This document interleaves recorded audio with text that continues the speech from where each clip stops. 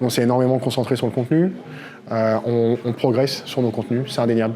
Offensivement, défensivement, il y a une vraie progression, il y a des vraies pistes, il y a une meilleure compréhension du projet qui se traduit par beaucoup plus d'efficacité. Après, on aurait aimé aller chercher cette 3e place, c'est sûr, qui était réalisable. Aujourd'hui, l'Australie et la Nouvelle-Zélande, ce sont 2 équipes qu'on n'a pas battues cette année, donc je ne vois pas pourquoi on aurait pu espérer être devant, alors que les États-Unis, on les a battus plusieurs fois. Voilà. Donc ça, voilà, c'est sur l'aspect résultat et comptable.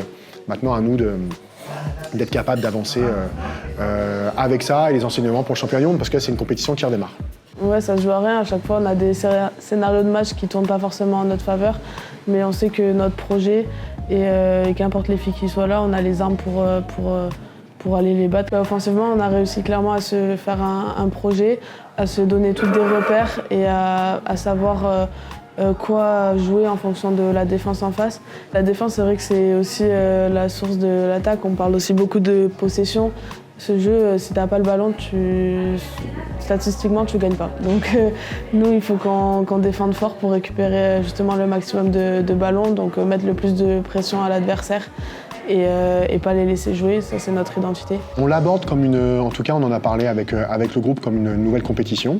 Dans l'année, c'est une compétition qui validait un titre. Là, maintenant, c'est 3 tournois. Il y a aussi, 4 équipes qui nous rejoignent du tout, qui se sont bien préparées, qui ont eu des tournois pour se préparer. On revient dans un format à 12, donc c'est-à-dire un format avec quart de finale. Donc on sait que ça va être important parce que honnêtement, ça s'homogénise. Et pour le coup, ça va être costaud. Mais on l'a abordé comme une nouvelle compétition et l'envie de le faire avec beaucoup d'ambition. Ouais. C'est pas la suite de la saison, c'est peut-être même en termes de résultats le début de la saison. Hong Kong, c'est le tournoi mythique, je dirais, du Seven. On sait qu'il y a une ambiance de folie à chaque fois. Je pense à l'année dernière où on joue la place de la 3e place.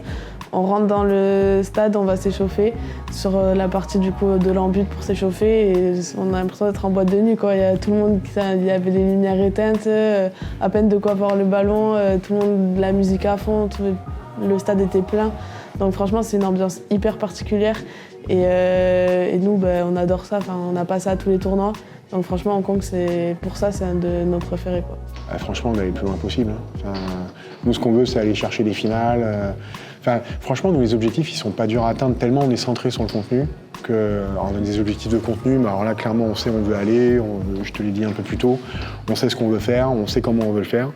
Là, pour le coup, c'est très clair. On n'a pas de doute là-dessus. On a de la remise en question, mais on n'a pas de doute sur ce qu'on veut faire et comment. Il y a un objectif de résultat à la fin. Il ne faut surtout pas qu'on finisse dans les 4 dernières, ça on le sait. Mais finir dans les premières, ça serait hyper gratifiant. En plus, on sait qu'on finit à Bordeaux, chez nous, devant du coup un public qu'on va connaître. Et on a toute hâte d'y participer. Donc oui, forcément, c'est hyper excitant.